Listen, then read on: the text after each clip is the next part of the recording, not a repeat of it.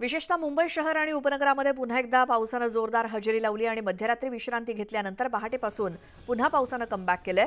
मुंबईमध्ये काही ठिकाणी रिमझिम तर उपनगरामध्ये मध्यम पाऊस अधूनमधून दिसतोय। सध्या मुंबईमध्ये सखल भागात कुठेही पावसाचं पाणी साचल्याचं वृत्त नाही। पावसामुळे रस्ते वाहतूक नेहमीप्रमाणे संथगतीनं सुरू आहे। लोकलवरती पावसाचा परिणाम झालाय। लोकल सध्या 10 ते 15 मिनिटं उशिरानं धावतायत। त्यामुळे आज देखील चाकरमान्यांचे कैसे हाल होण्याची शक्यता आहे।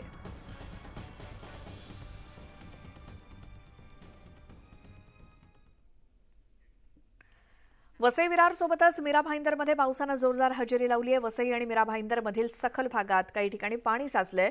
काही ठिकाणी 1.5 ते 2 फुटांपर्यंत पाणी साचल्याचं दिसतंय। आचोळे रोड आणि गालानगर या ठिकाणी मोठ्या प्रमाणात पाणी साचलंय, त्याची ही दृश्य आहेत। द्वारका हॉटेलजवळ लावण्यात आलेला पंप सध्या बंद असल्यामुळे आपत्कालीन यंत्रणेवरती पुन्हा एकदा प्रश्नचिन्ह निर्माण झालंय। रस्त्यांना नद्यांचं स्वरूप आलंय, त्यामुळे अनेकांची वाहनं या पाण्यामध्ये बंद पडतायत आणि याच साचलेल्या पाण्यातून मार्ग काढताना लोकांना मोठी कसरत करावी लागते। वसई विरार आणि नालासोपारा या ठिकाणचा आढावा आपण घेऊयात। आमचे प्रतिनिधी विजय देसाई आपल्या सोबत आहेत। विजय, कुठे कुठे पाणी साचलेलं आहे सध्या वसई विरार नालासोपारा या सगळ्याचा काय तपशील द्याल? शेतात सकाळपासून पावसाने झोडपून काढलेला आहे। वसई विरार नालासोपाऱ्यातील सकल भाग जे आहे ते पाण्याखाली गेलेले आहेत। मी आता आचोळ्याचा जो द्वारका हॉटेल आहे, या द्वारका हॉटेलच्या परिसरात संपूर्ण जो रस्ता आहे तो पाण्याखाली गेलेला आहे। या ठिकाणी महानगरपालिकेने पाणी काढण्यासाठी पंप लावलेले आहेत, परंतु हे पंप बंद आहेत आणि हे पंप जे आहेत ते शोभेसाठी लावलेत का, असा सुद्धा एक सवाल उपस्थित होतोय। आपत्कालीन यंत्रणा जी 24 तास असेल असं सांगितलं जात होतं, ती आता नेमकी गेली कुठे, हा सुद्धा एक प्रश्न निर्माण झालेला आहे। कारण वसई विरार नालासोपाऱ्यातील जे सखल भाग आहे या ठिकाणी पाणी साचू नये म्हणून करोडो रुपये खर्च करून या ठिकाणी नालेसफाई केली होती आणि या नालेसफाई ही कुठेतरी पाण्यात गेलेली आहे। कारण जे ठेकेदार आहेत ते ठेकेदार आहे हे वरवर सफाई करतात आणि लोकांना दरवर्षी पाण्यात जाऊन प्रवास करावा लागतो। अनेकांची वाहने सुद्धा बंद पडलेली आहेत। मी आपल्याला दाखवतो की या ठिकाणची जी परिस्थिती आहे, त्या सकाळी मुलांना शाळेत जाण्यासाठी सुद्धा मोठी कसरत करावी लागलेली आहे। या ठिकाणचं जे पाणी आहे, आपण समोर जर पाहिलं तर या ठिकाणी हे जे पंप लावण्यात आले, हा जो पंप आहे तो बंद आहे। मग हा नेमका पंप कशासाठी लावला होता, हा सुद्धा एक प्रश्न निर्माण झालेला आहे। लोकांना या ठिकाणी आपल्या बाईक अर्धी बाईक बुडून या ठिकाणी एखाद्या होडीतून जसा प्रवास करावा तसा हा प्रवास करावा लागत आहे। त्यामुळे नागरिकांचे प्रचंड हाल होत आहेत। या ठिकाणचे रस्ते सगळे जलमय झाले आहेत आणि आपण जर पाहिलं तर या ठिकाणी हा जो बाईकवाला आहे तो सुद्धा पाणी गेल्यामुळे या ठिकाणी बंद पडलेले आहे, ते चालू करण्याचा प्रयत्न करतोय। आपण संपूर्ण जर परिस्थिती पाहिली तर या ठिकाणी मोठ्या प्रमाणात रस्त्यावर पाणी साचलेलं आहे। वसई विरार महानगरपालिका नेमकी करते काय, हा सुद्धा एक प्रश्न निर्माण झालेला आहे। बरं, लोकांची ही वाहनं जी आहेत, आम्ही तुम्हाला दाखवतोय की ही जी वाहनं बंद पडलेली आहे, ह्या रिक्षा ज्या आहेत पाण्यातून मार्ग काढताना आपल्याला दिसतात। बरोबर आहे ह्या विजय। समुद्राच्या जशा लाटा याव्या।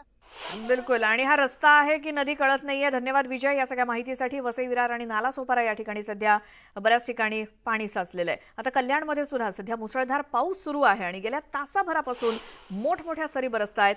छत्रपती शिवाजी महाराज चौक, स्टेशन परिसर, मार्केट परिसर यासोबतच अनेक सखल भागात कल्याणमध्ये पाणी साचायला सुरुवात झाली आहे। पावसामुळे रस्ते वाहतूक मंदावली आहे। हवामान खात्यानं आज ठाणे आणि कल्याण सोबतच अनेक भागात मुसळधार पावसाचा इशारा दिलेलाच आहे। सकाळपासून सुरू असलेल्या या पावसामुळे आठवड्याच्या पहिल्याच दिवशी कामावर जाणाऱ्या चाकरमान्यांची कसरत सुरू आहे। अधिक माहितीसाठी जाऊयात, आमचे प्रतिनिधी गणेश गायकवाड आपल्या सोबत आहेत। गणेश, कल्याण आणि आसपासच्या परिसरात पावसाची स्थिती काय आहे? सध्या श्वेता, कल्याण परिसरामध्ये, डोंबिवली परिसरामध्ये मुसळधार पाऊस सुरू आहे। हवामान खात्यानं ज्याप्रमाणे रायगड जिल्ह्यामध्ये मुसळधार पावसाची शक्यता वर्तवली होती, त्याचप्रमाणे कल्याण आणि आजूबाजूच्या परिसरामध्ये देखील जोरदार पाऊस सकाळपासून कोसळतोय।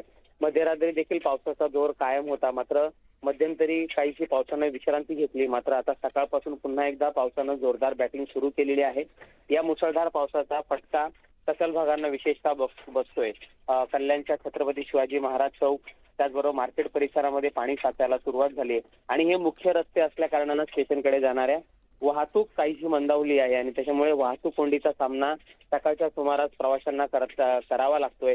त्याचबरोबर अंबरनाथ, उल्हासनगर, बदलापूर या भागांमध्ये देखील पावसाचा जोर कायम आहे. अधूनमधून पाऊस विश्रांती घेतोय, मात्र जवळजवळ 1 ते 1.5 तास असा मुसळधार पाऊस कोसळतोय की सकल भागांमध्ये पाणी साचायला सुरुवात होते. श्वेता. गणेश, धन्यवाद या सगळ्या माहितीसाठी.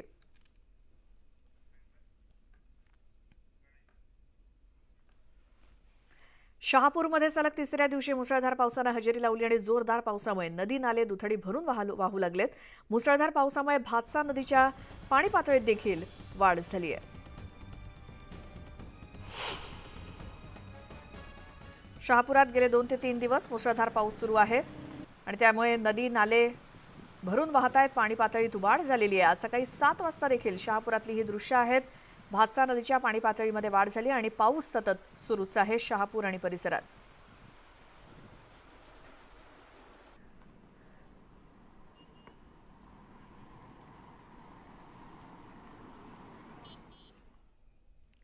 रत्नागिरी जिल्ह्यातल्या संगमेश्वर तालुक्यात गेले 2 दिवस सतत पाऊस कोसळतोय. त्यामुळे गड नदीला पुन्हा एकदा पूर आलाय. गड नदीच्या पुराचं पाणी मागजन बाजारपेठेत शिरलंय. गेल्या 15 दिवसांपासून गड नदीचं पाणी बाजारपेठेत वारंवार शिरतंय आणि त्यामुळे दुकानदारांसोबतच व्यापाऱ्यांचं प्रचंड मोठं नुकसान होतंय. बाजारपेठेत पाणी शिरूनही त्याची शासकीय यंत्रणेकडून अद्याप काही दखल घेण्यात आलेली नाही. त्यामुळे आमच्याकडे कधी लक्ष देणार असा संतप्त सवाल व्यापाऱ्यांनी केलाय.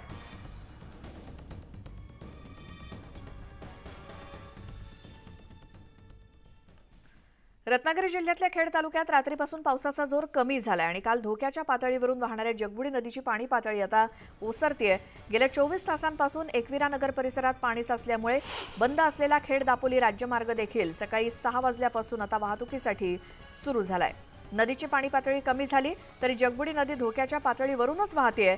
काल काही प्रमाणात पूर परिस्थिती निर्माण झाली होती, मात्र आता संपूर्ण परिस्थिती नियंत्रणात असल्याचं प्रशासनाकडून सांगण्यात आलंय.